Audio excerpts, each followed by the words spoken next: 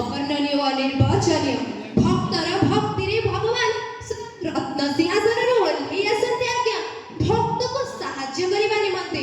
ଉତ୍କଳର ଗଜପତି ମହାରାଜା ପୁରୁଷୋତ୍ତମ ଦେବଙ୍କ ଲାଗି ମଧ୍ୟ ମହାପ୍ରଭୁ ଶ୍ରୀ ଜଗନ୍ନାଥ ଓ ବଡ଼ ଠାକୁର ଶ୍ରୀ ବଳଭଦ୍ର ଓହ୍ଲେଇ ଆସିଥିଲେ ତାଙ୍କୁ ଯୁଦ୍ଧଭୂମିରେ ସାହାଯ୍ୟ କରିବା ନିମନ୍ତେ। ତେବେ ସେହି ଯୁଦ୍ଧଭୂମିକୁ ଯିବା ବାଟରେ ମହାପ୍ରଭୁ ଦହିପାନ କରିଥିଲେ ମାଣିକ ଗୌଡ଼ଙ୍କ ଠାରୁ। ତାହା ହିଁ ଆଜିର ଆମର ଓଡ଼ିଶା ଆଦର୍ଶ ବିଦ୍ୟାଳୟ ଗୋବିନ୍ଦପୁର ବିପିନି ପୁରୀର ଛାତ୍ରଛାତ୍ରୀମାନଙ୍କର ଉପସ୍ଥାପନା।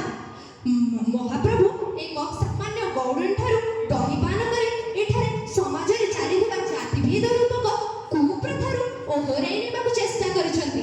ତ ଚାଲନ୍ତୁ ନା ଏକ ଜୋରଦାର କରତାଳି ସହିତ ଆମ ନାଟକଟିକୁ ଆଗେଇ ନେବା।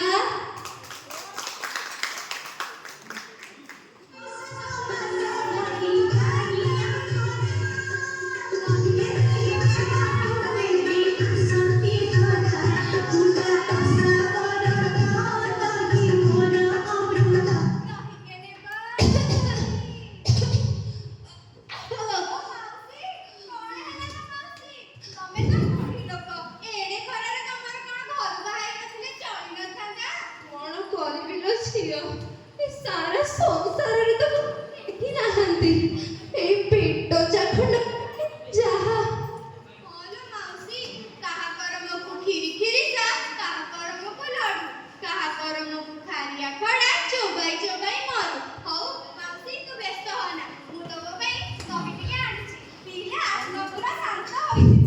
ମୋ ପାଖରେ ତ କୌଣସି ଟଙ୍କା ନାହିଁ ମୁଁ ଦହି କେମିତି ପିଇବି? କଉଡ଼ି କଉଡ଼ି ତମକୁ କିଏ ମାଗୁଛି କହିଲ? କଉଡ଼ି କଣ ମୁଁ ସରଗକୁ ନେବି? ତମେ କହୁଛ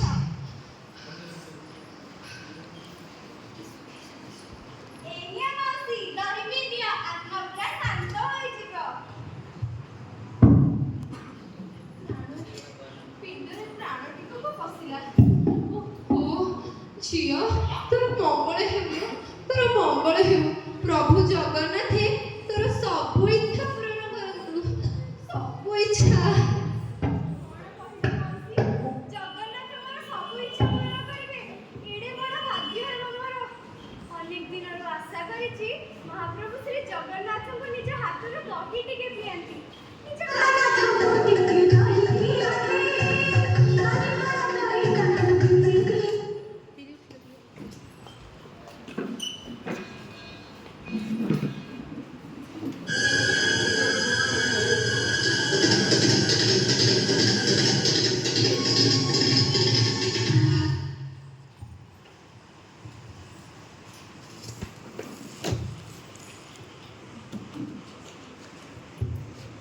ଭାଇ ଭାରି ଟାଣ ଖରା ହେଉଛି। ଶୋଷରେ ମୋ ତଣ୍ଟି ପାଟି ଶୁଖିଗଲାଣି। ପାଣି ଟିକେ ମିଳନ୍ତା ନାହିଁ? ଆରେ ଜଗା ଦେଖିଲୁ ଦେଖିଲୁ ସେଠି କିଏ ଜଣେ ବସିଲା ଭଳି ଲାଗୁଛି। ଆରେ ହଁ ତ ମା ମା ମୁଣ୍ଡେ ପାଣି ମିଳନ୍ତା ନାହିଁ? ଆମେ ପୁରସ୍ତମରୁ ଆସିଛୁ। ପାଣି ଟିକେ ନ ପାଇଲେ ଜୀବନ ଛାଡ଼ିଯିବ। ସାଷ୍ଟାଙ୍ଗ ହୁଅ। ଆହା ଲହୁଣୀ ପିତୁଳା ପରି ମୁହଁ ଖରାରେ ବୁଲି ବୁଲି କେମିତି କଣ କାଠ ପଡ଼ିଗଲାଣି। ପୁଅ ପାଣି ତ ନାହିଁ ଦହି ଅଛି ପିଇବ? ହଁ ମା ହଁ ପିଅ ମା। ଏଇଆ ବାପା ଦହି ପିଇ ଦିଅ। ଓହୋ ପିଣ୍ଡରେ ଜୀବନ ପଶିଗଲା ଭଳି ଲାଗିଲା। ଆରେ ହେ ତମ ଦିଟାଙ୍କର କଣ ଏ ସଂସାରରେ କେହି ନାହାନ୍ତି? ଏଡ଼େ ଖରାରେ କଣ ଅରକ୍ଷିତଙ୍କ ଭଳିଆ ବୁଲୁଛ? ମା ଆମେ ହେଉଛୁ ଗଜପତି ମହାରାଜଙ୍କ ପାଇକ ଦୁଇ ଭାଇ ଜଗା ବଳିଆ ସେଣେ ଯୁଦ୍ଧ ଚାଲିଛି। ଗଜପତି ମହାରାଜ ଆମକୁ ଆଗରେ ପଠାଇ ନିଜେ ପଛରେ ଆସୁଛନ୍ତି। ଆଚ୍ଛା ମା ତୋର ଆଉ କିଏ କିଏ ଅଛନ୍ତି କହିଲୁନି ଯେ? ନାଇଁ ରେ ପୁଅ ଏଡ଼େ ବଡ଼ ସଂସାରରେ ମୋର ଆଉ କେହି ନାହାନ୍ତି। ଜଗନ୍ନାଥଙ୍କୁ ଆଶ୍ରା କରି ଦହି ଟିକେ ବିକିକି ପେଟ ପୋଷୁଛି ରେ ପୁଅ। ଆରେ ବା ତାହେଲେ ତ ଭଲ ହେଲା। ତୋର ବି କେହି ନାହାନ୍ତି ଆଉ ଆମର ବି କେହି ନାହାନ୍ତି। ଆଜିଠାରୁ ତୁ ହେଉଛୁ ଆମର ମା ଆଉ ଆମେ ହଉଛୁ ତୋର ଦୁଇ ପୁଅ ଜଗା ଓ ବଳିଆ। ତମେ କଣ ସତ କହୁଛ? ମୁଁ କଣ ସତରେ ତମ ମା? ମତେ ଆଉ ଥରେ ମା ବୋଲି ଡାକ ନା। ମା ମା ହଉ କେତେ ଦୂରରୁ ଆସିଛ ପୁଣି କାହିଁ କେତେ ଦୂରକୁ ଯିବ? ଖଣ୍ଡ ଖଣ୍ଡ ବସା ଧୋଇ ଟିକେ ରଖ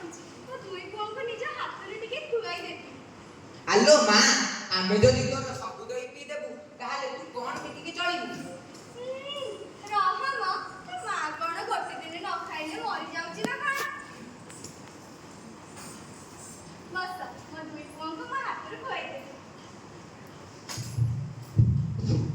ନେ ବାପା ଆମ୍ବର ଖାଇଦେ, ନେ ଖୁସି ଖାଇଦେ।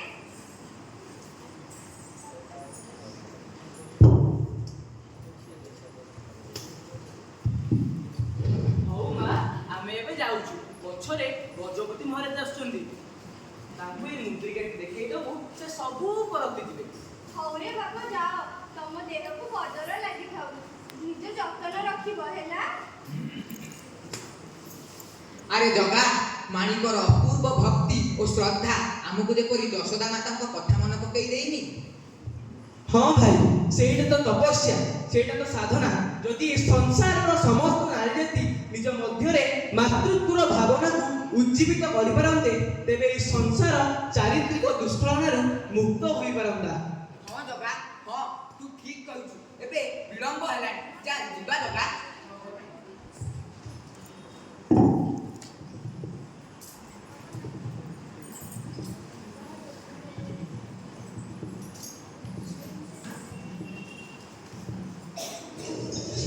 वीर श्री गजपति गौड़ेश्वर नवकोटि कर्णाटक बलवर्गेश्वर अभिराय भूत भैरव दुस्सह दुस्शासन अभिकर्ण रौतराय अतुल बल पराक्रम संग्रामे सहस्रबाहु क्षत्रिय कुलधम केतु श्री श्री गजपति श्री श्री क्षेत्रपति विराधि वीरवर प्रबल प्रतापी श्री श्री पुरुषोत्तम देवंकर।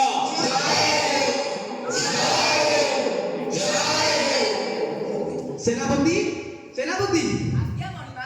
ଆମେ ଦୀର୍ଘ କାଳ ଯାତ୍ରା ଦ୍ୱାରା ଅତ୍ୟନ୍ତ କ୍ଳାନ୍ତ ହୋଇପଡ଼ିଛୁ। ଆମ୍ଭକୁ ଏଠାରେ ବିଶ୍ରାମ ନେବା ଉଚିତ। ଆଜ୍ଞା ମଣିମା। ଜୁହାର ଛାମୁ, ମୁଁ ମାଣିକ ଗୌଡ଼େଣୀ। ମୋର ଦୁଇ ପୁଅ ଜଗା ଓ ବଳିଆ ଆପଣଙ୍କ ଯୁଦ୍ଧରେ ପାଇକ ସାଜିଛନ୍ତି। ଜଗା ମୋତେ ଏଇ ମୁଦିଟି ଦେଲା ଓ କହିଲା ପଛରେ ଗଜପତି ମହାରାଜ ଆସୁଛନ୍ତି। ଏ ମୁଦିଟି ତାଙ୍କୁ ଦେଲେ ସେ ଠିକ ଫରତେ ପାରିବେ। ନିଅନ୍ତୁ ଛାମୁ। ସେନାପତି, ସେନାପତି, ମଣିମା, ଏ ତ ମୋ ପ୍ରଭୁଙ୍କ ମୁଦ୍ରିକା, ମହାପ୍ରଭୁ ଶ୍ରୀ ଜଗନ୍ନାଥଙ୍କ ମୁଦ୍ରିକା। ଧନ୍ୟ ମାଣିକ, ଧନ୍ୟ ତୋର ପ୍ରଭୁଭକ୍ତି। ସ୍ୱୟଂ ମହାପ୍ରଭୁ ଶ୍ରୀ ଜଗନ୍ନାଥ ଆଉ ମହାପ୍ରଭୁ ଶ୍ରୀ ବଳଭଦ୍ର ଆସି ତୋ ହାତରୁ ଦହି ପିଇ ଚାଲିଗଲେ, ତୁ ଜାଣି ମଧ୍ୟ ପାରିଲୁ ନାହିଁ। ନାଇଁ ଛାମୁ, ସେ କୌଣସି ବଡ଼ ଠାକୁର ନୁହନ୍ତି ଛାମୁ। ସେ ମୋ ଦୁଇ ପୁଅ, ମୋ ଜଗା ଓ ବଳିଆ। ସେନାପତି, ଏଥର ତ ଆମ ବିଜୟ ସୁନିଶ୍ଚିତ। ମଣିମା ମୋ ଗୁହାରି ଶୁଣୁଛନ୍ତି, ମହାପ୍ରଭୁ ଆମ ସହିତ ଅଛନ୍ତି। यत्र योगेश्वर कृष्ण यत्र पार्थ धनुर्धर तत्र श्री विजयो भूति ध्रुवानितिर्मतिर्मम। ଜୟ ଜଗନ୍ନାଥ। ଯଦି ମାଣିକ ଗୌଡ଼ଣୀ ପରି ପ୍ରତ୍ୟେକ ନାରୀ ତା ହୃଦୟଙ୍ଗମ ଭିତରେ ସେଇ ଭକ୍ତି ପରାକାଷ୍ଠା ଓ ମମତ୍ୱ ରଖିପାରନ୍ତା, ତାହେଲେ ଆମର ଏହି ସମାଜ